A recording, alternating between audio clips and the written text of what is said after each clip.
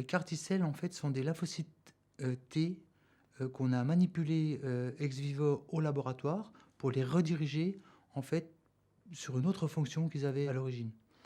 Et donc, ces lymphocytes T sont généralement des acteurs du système immunitaire avec les lymphocytes B. Les lymphocytes B qui vont produire à travers les plasmocytes des anticorps, et le lymphocyte T, lui, va avoir une fonction cytotoxique un peu plus directe. Et donc, le CAR T-cell, pour Chimeric Antigen Receptor T-cell, et en fait, c'est une fusion des deux systèmes.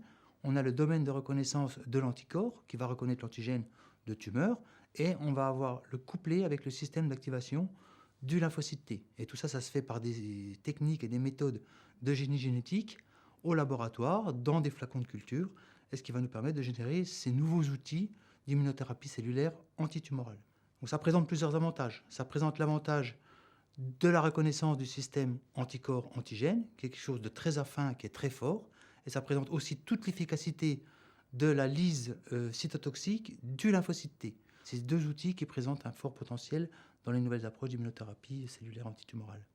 Pour fabriquer ces CAR T-cells, donc c'est une immunothérapie antitumorale qui est adaptée au patient quand on est en situation autologue, c'est-à-dire qu'on va prélever chez le patient ces lymphocytes T pour les modifier au laboratoire. Donc ça présente beaucoup de complications parce que ces lymphocytes T doivent être prélevés chez le patient, amenés au laboratoire, modifiés génétiquement avec des systèmes de transduction rétrovirale, sélectionnés, qualifiés, et tout ça, ça soumis à une réglementation européenne importante. Et donc ces outils, qu'on appelle les CAR T-cells, qui ont d'ailleurs le statut de médicaments, donc c'est des médicaments cellulaires, hein, donc c'est des cellules viables, doivent être produits dans des environnements confinés, on appelle des établissements pharmaceutiques, c'est des salles blanches, et par des personnels certifiés et délivrés par des personnels qualifiés, qui sont les pharmaciens responsables de l'établissement pharmaceutique. Donc ces CAR T-cells, quand ils sont produits et ce produit fini sort de l'établissement pharmaceutique, il doit être délivré au patient.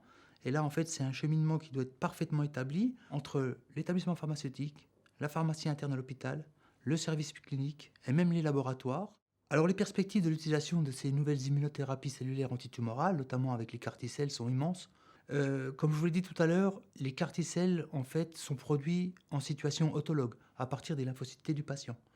Ce qui fait que c'est un processus quand même qui est compliqué, qui est très onéreux, et donc on fonde de gros espoirs dans l'utilisation de CAR T-cells qui seraient produits à partir de donneurs allogéniques.